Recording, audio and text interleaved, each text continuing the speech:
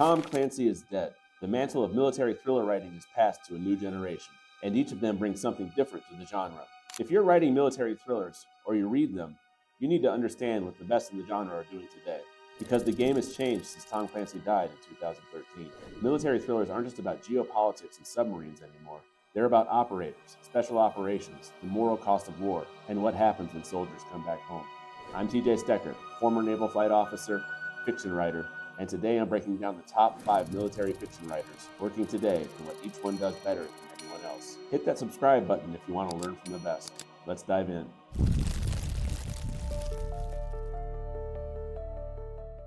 Number 1, Jack Carr. Nobody writes combat like him. Jack Carr is a former Navy SEAL who served 20 years deployed to Afghanistan and Iraq. His series character, James Reese, is basically Jack Carr with the serial numbers filed off. And that's the point. Carr writes military thrillers with a level of authenticity that no one else can match. When Reese clears a room, you can feel the weight of the rifle. When he takes a shot, Carr doesn't just write, he pulled the trigger. He writes about breath control, wind calls, and the feel of the trigger break. His first book, The Terminalist, has the feel like it was written by somebody who's actually done this, because he has. Here's what Carr does best: procedural authenticity in combat. He doesn't over-explain, he doesn't lecture, he just writes what happens. And if you don't understand the terminology, that's on you. His readers are military veterans who appreciate the accuracy, or civilians who trust that this is what it actually looks like. So if you're writing military thrillers, study how Carr handles combat action scenes, short sentences in present tense during action, technical details that ground the scene without slowing it down. Next up is Kyle Mills. He's continuing the work of Vince Flynn. Nobody does pacing like him. Vince Flynn created Mitch Rapp, CIA analyst who doesn't play by the rules. When Flynn died, Kyle Mills took over the series, and Mills kept it running at the same breakneck pace. Here's what Flynn and Mills do better than anybody else: relentless forward momentum. Pick up any Mitch Rapp novel. The first chapter throws you into the middle of an operation. No setup, no slow burn, you're in. Every chapter ends on a cliffhanger. Every scene escalates the stakes. There's no breathing room because Rapp doesn't get breathing room. Flynn understood something instrumental. Some readers of military thrillers don't want character introspection. They want action. They want problems that escalate faster than the protagonist can solve them. So here's what writers can learn from Flynn and Mills. Pacing is about momentum, not speed. You don't need constant explosions. You need constant escalation. Each scene should create a new problem before the last one is solved. Study how Mills structures his chapters. Short, punchy, always ending with a question or a threat. He doesn't let you put the book down. If you're writing thrillers and your pacing feels slow, read a Mitch Rapp novel, then cut 30% of your scenes. You'll be closer to the pace you need. Number 3, Brad Taylor and Team Dynamics. Brad Taylor. Nobody writes operators like him. Brad Taylor is a retired Army Special Forces Lieutenant Colonel. 21 years in special operations. His series character, Pike Logan, leads a team called Task Force, and Taylor's books are all about the team. Here's what Taylor does better than anyone: team dynamics under pressure. Most military thrillers focus on the lone wolf operator. Taylor focuses on the unit. Pike isn't a solo operator. He's got Knuckles, Jennifer, and the rest of the task force, and they matter. Taylor writes banter. He writes trust. He writes the shorthand that's developed between operators who've worked together for years. You feel the camaraderie. You understand why these people would die for each other. And when the mission goes sideways, you care about all of them, not just Pike. So if you're writing a team, give each character a distinctive voice and role. Don't make them interchangeable. Taylor's characters talk differently, think differently, and contribute differently to the mission. Study how Taylor uses dialogue to show trust. His characters don't explain everything to each other because they don't need to. That's how real operators communicate. Number 4, Mark Greaney. Nobody researches like him.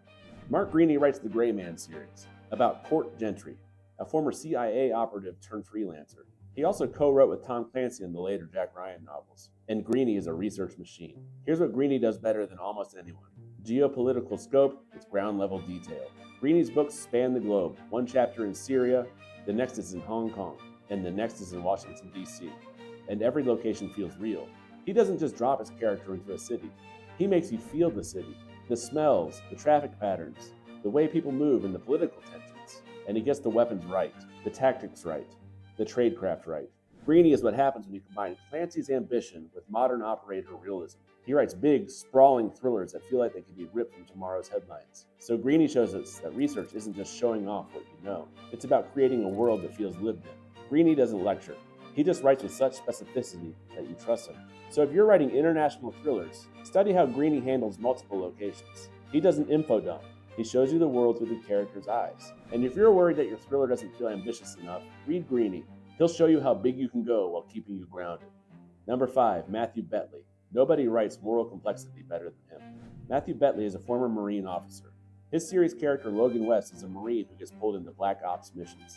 And Bentley's books are dark. And here's what Bentley does better than anyone: moral ambiguity in military operations. Most military thrillers are clear-cut, good guys versus bad guys. America versus the terrorists, clean lines. But Bentley doesn't write clean lines. His protagonists do things that are morally questionable. They operate in gray areas. They make choices that cost innocent lives, and they live with it.